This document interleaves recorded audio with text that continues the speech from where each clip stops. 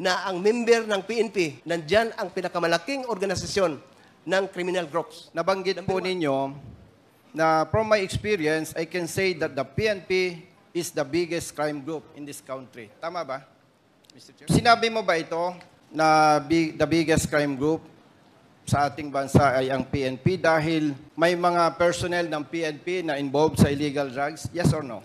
Yes.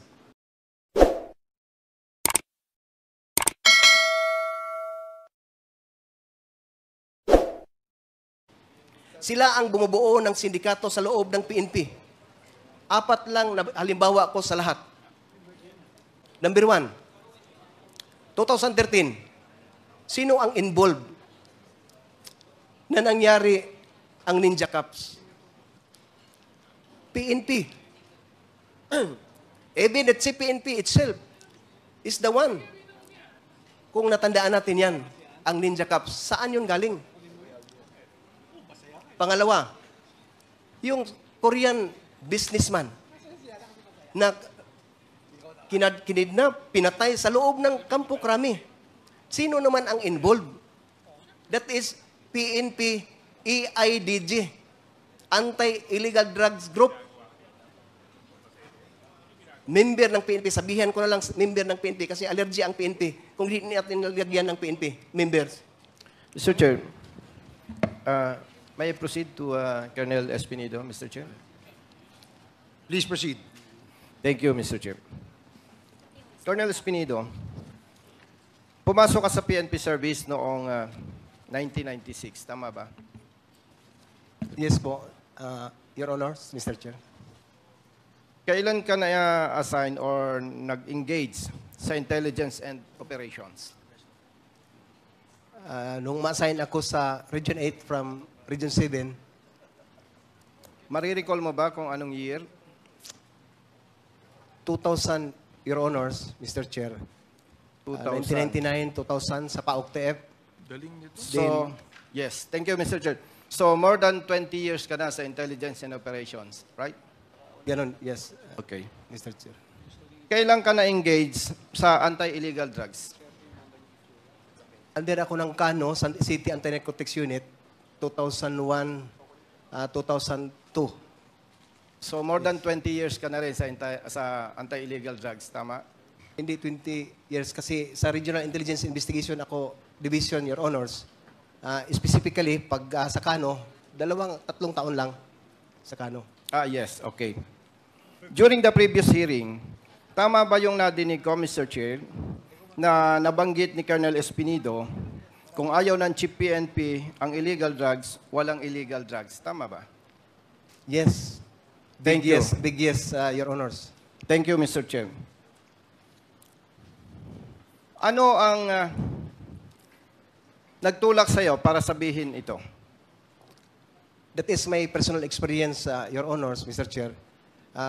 Based naman sa area na assign ko sa bayan ng Gandara, San Miguel, Albuera, at saka sa Uzamis. Okay. Mr. Chair,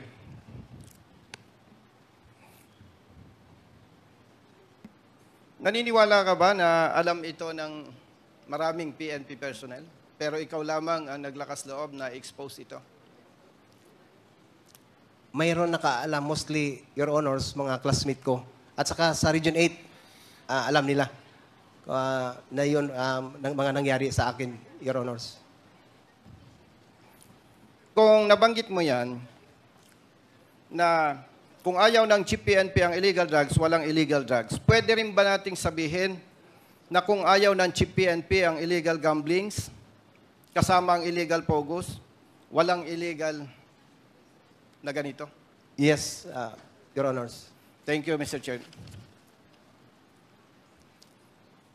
Referring to your affidavit, paragraph 34, page 6, nabanggit po ninyo na from my experience, I can say that the PNP is the biggest crime group in this country. Tama ba, Mr. Chair?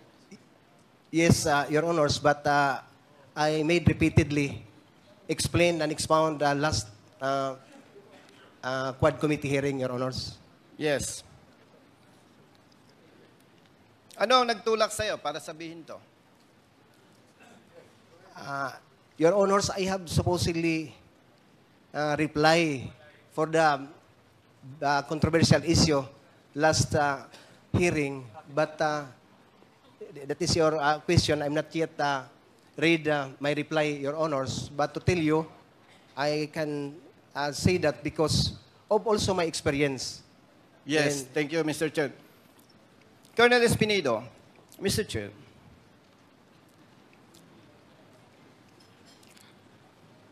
sinabi mo ba ito na the biggest crime group sa ating bansa ay ang PNP dahil may mga personnel ng PNP na involved sa illegal drugs? Yes or no? Yes. Mr. Sinabi Chair. mo rin ba ito, Mr. Chair, dahil may PNP personnel na involved sa illegal gamblings? Yes or no? Yes, Your Honors. Sinabi mo rin ba ito dahil may mga involved na PNP personnel sa kidnappings? Yes, Your Honors. Sinabi rin mo ba ito dahil may mga PNP personnel na nasasangkot sa killings or EJK? Yes or no? Yes, Your Honors. How about robbery holdup? We can attest to that, Your Honors, because when the time my last time here in 28 August 29, there is a news that there is a robbery hold-up happened in Bataan with the 7 police officers involved. Yes, I agree with you. How about, na-assign ka sa Mindanao? Yes, Your Honor, Region 11. Sa pagkakaalam mo, mayroon bang human trafficking na nangyayari within Mindanao? I cannot really give you the exact answer, Your Honors, because just only a hearing or a report that there is but a documentation. I have. Yes. So you mean, may nadidinig ka? Yes, Your Honor. Yes. Gusto ko lang i-clarify, Mr. Chair, kaya Colonel Espinido. Kasi, para malinawan ng taong bayan. And of course, malinawan ng PNP personnel.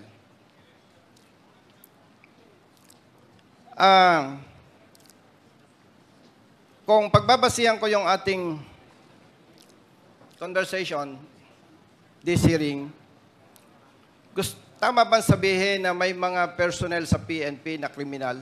Yes. Yes, Your Honor. Okay. Pero, hindi lahat ng personnel sa PNP ay kriminal. Yes, Your Honor. In terms of percentage, malaking porsyento ng PNP personnel ang kriminal o hindi? 60-40, Your Honor. Ano ang 60%? 60 ang mabait. 40 ang masama. I agree with you na may mga involved, pero hindi ako agree sa'yo na 60-40. Sorry. Yes.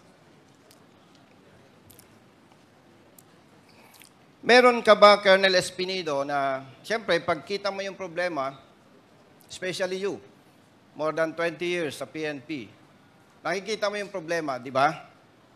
Okay. Meron ka bang idea para ma-resolve or ma-address ito na kung saan sinasabi mo na maraming kriminal sa loob ng PNP? We have, Your Honors. Pwede po ba, Mr. Chair, madinig kung ano yung mga idea ni Colonel Espinido na pwedeng gawin ng PNP to address this problem? Mr. Chair? Your Honor, number 1, we must stick to the core values of the PNP. Dapat ang pulis. It refers to 4 aims. Makadiyos, God-fearing, makakalikasan, makatao at makabansa. Remember, Your Honors, when I applied for police or public basic recruit course as a PO1, sa pag-umpisa pa lang sa training, turuan ka na ng enlisted instructor mo na mag-utang. Tinawag na isyomatic. Hanggang matapos ka sa pag-training mo, utang, loan, utang. Tinuruan ka na hindi ka magbayad sa utang mo kasi wala ka ng pera, wala ka ng sweldo, wala ka ng sahod. Kasi ang gusto din ng PO1 na hindi siya pagtripa ng mga enlisted instructor, kung ano-ano na lang ang gusto ng mga enlisted instructor, sang-ayon ang PO1. Diyan pa lang sa training center, Your Honor, hindi mo na makikita na makadiyos ang polis. Pangalawa, dapat masali sa subject ng PPEC. Yung talagang prinsipyo na may Panginoon. Your Honor's involvement of concubinage and adultery sa law enforcer ang dami. Law breaker, law enforcer, law breaker. Kaya hindi, paano natin masolba ng problema when in fact in the police station, in training center mismo, may tungit. Illegal gambling. Ang nag-umpisa ang mga senior officers. That's why I can say, Your Honors, Mr. Chair, that if we need to change the total PNP, the member of the PNP, it must be from the general down the line, not from the PO1 up to the general. Yun ang nakikita ko, Your Honors, dapat talaga iisabuhay yung pro-God, yung God-fearing para makita mo ang commitment ng isang law enforcer na hindi takot mag-implement kasi ang katakutan lang niya ang Panginoon. Your Honors. Mr. Chair, yung nabanggit ni Colonel Espinido, the first two for core values ng PNP, which is makadiyos at makatao, balikan ko lang yung nabanggit mo na kung ayaw ng Chief PNP ang illegal drugs, walang illegal drugs. Kung Yes. ayaw ng Chief PNP ang illegal gamblings, walang illegal gamblings. Yes, Your Honor. Tanong, may idea ka pa ba kung itong makadiyos at makatao ay sabi-sabi lamang? Is there any option para ma-address yung problema? Number one, Your Honors, yung personal commitment mo sa trabaho, mahalin mo yung trabaho, at saka sundin mo yung utos ng Panginoon because we all know that the laws of the land is referred to the Ten Commandments, the law of God. So, kung isasabuhay mo yung batas na yon, magsasabi tayo na totoo kang nagtrabaho na may Panginoon kasi hindi ka takot at saka alam mo kung anong batas na ipapairal o i-implement mo, enforce mo kasi yun na sinasabuhay mo yung training mo, you love your training, you love your organization because you love first your God, Your Honor. Are you aware, Colonel Espinido, na mayroon chaplain service sa PNP? Yes, Your Honor. Gusto mo bang sabihin na parang kulang yung kanilang trabaho? Yes. Ang laking kulang, Your Honors, when in fact, I have a picture, document in my chapel of Region 8, Police Regional Office 8. Makikita mo, Your Honors, ang kaibahan. Ang 10 Commandments na sa Exodus chapter 20, verse 3 to 17, iniba na. Iniba na ang 10 Commandments na nilagay sa harap ng chapel. In the book of Luke 3:14, Lucas 3:14, New International Version, I quote, "Then some soldiers asked him, 'And what should we do?' He replied, 'Don't extort money and don't accuse people falsely. Be content with your pay.'" In Tagalog translation, may mga sundalo ring nagtanong sa kanya, "Kami naman po, ano ang dapat naming gawin?" At sinagot niya sila, "Huwag kayong mangingikil sa mga tao at huwag kayong magpaparatang ng hindi totoo. Makontento kayo sa mga sahod ninyo." Magandang hapon po sa lahat.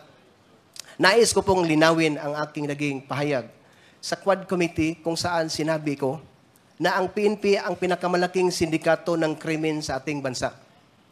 Dapat ipaliwanag ang pagkakaiba sa pagitan ng PNP bilang isang institusyon at ng mga eskalawag sa loob ng PNP. I repeatedly expound in my last Quad Committee hearing. Mahal ko ang PNP. I love the PNP organization na aking pinagsilbihan sa loob ng 28 taon, 28 years. Kaya't nagpakasakripisyo ako. Ang aking serbisyo sa organisasyon ay ang kabuhayan ng aking pamilya. humingi ako ng paumanhin kung ang aking pahayag noong ika-28 ng August 2024 ay nagdulot ng kontrobersiya dahil sa maling interpretasyon. Ang layunin ko sa pagtestigo sa harap ng Kongreso ay hindi upang ilagay sa kahihiyan ang organisasyon, kundi ipaalala sa mga nagsisilbi, mga opisyal at mga hindi opisyal ang kanilang sinumpaang tungkulin na maglingkod ng may sigasig, dignidad at integridad. Humingi din ako ng paumanhin sa mga opisyal na nagsilbi ng may sigasig at pagmamahal sa mga retiradong empleyado ng PNP na nagkaroon ng lakas ng loob na magsalita para sa tama at sa kanilang mga pamilya. Nais kong bigyang diin na hindi ko kailanman intensyon na magduda o magdulot ng pinsala sa dangal ng Philippine National Police. Bilang isang organisasyon, lalo na't ako'y nagsisikap na mamuhay ayon sa mga marangal na prinsipyo na kanilang kinakatawan.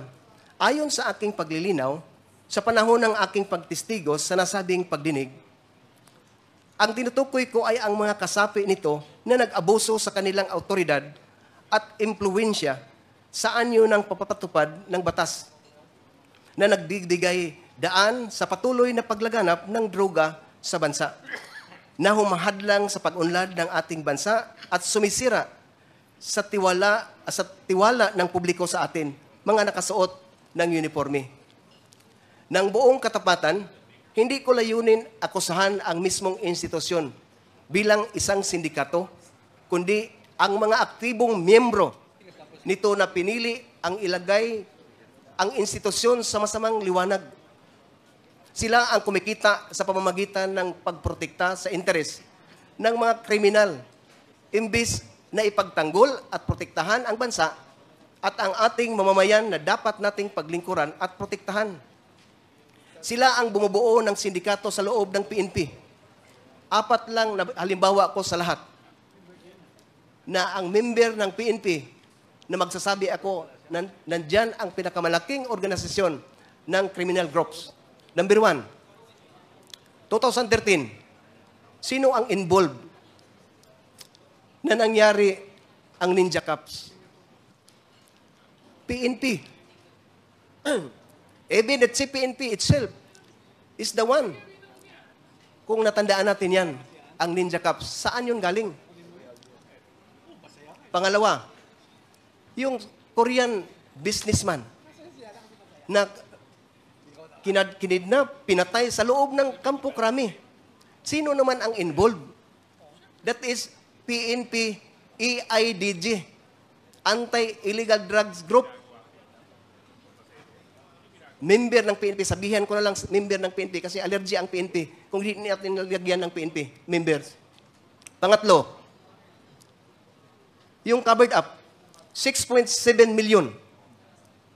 Sino ang involved? Ang PNP, pidig na naman. Member.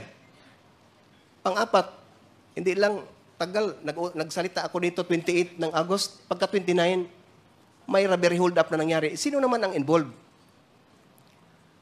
Alam naman natin mga kapulisan na sa atin ang problema. Hindi sa sibilyan, hindi sa politiko. I do believe that because ang lahat ng assignment ko, hindi ko kaibigan ang mayor. Pero makita mo ang trabaho ng isang totoong kawal o isang totoong pulis. Hindi naman nagmamayabang mga kasama ko. Ang problema sa atin, kung magtrabaho tayo ng totoo, sabihan na hambugiro, nagpapasip-sip. Saan tayo magpunta ang pulis? In Hebrews 13, verses 5 to 6, nagsasabi dito, iwasan nyo ang pagiging sakim sa salapi. Maging kontento kayo sa anumang nasa inyo, sapagkat sinabi ng Diyos, hindi ko kayo iiwan o pababayaan man. Verse 6. Kaya buong pagtitiwalang masasabi natin, ang Panginoon ang tumutulong sa akin, kaya hindi ako matatakot. Ano ang magagawa ng tao laban sa akin? Lubos kong naunawaan ang saloobin at pagkabigo ng aking mga kapwa PNP na opisyal at membro, at ako'y taos-pusong humihingi ng tawad. Umaasa ako sa institusyon na tingnan ang aking pananaw sa mabuting paraan at kumilos ng masigasig laban sa mga kriminal na elemento sa loob ng organisasyon. Hinamon ko ang aking mga kapwa na kasuot ng uniforme na magkaisa at gamitin ang pagkakataong ito upang tukuyin ang mga gumagamit sa ating mahal na organisasyon para sa kanilang sariling kapakinabangan sa kapinsalaan ng buhay ng mga Pilipino, lalo na ang mga nasalaylayan ng lipunan, at alisin sila mula sa PNP ng tuluyan. Ilang linggo na lang bago ang aking pagreretiro, sa kalooban ng Diyos, if God's will, ako'y nanalangin na maalala bilang pinakamalaking tagapag-ambag sa pagbabago, pag-alis ng mansa sa imahe, at sa pagbabalik ng kaluwalhatian at dangal ng PNP. I say to this, pro-God government with God-fearing PNP. And lastly, in Matthew chapter 12, verse 30, clear word version, Jesus said, "If you are not with me in my work, you have set yourself against me. If you are not gathering with me, you are scattering."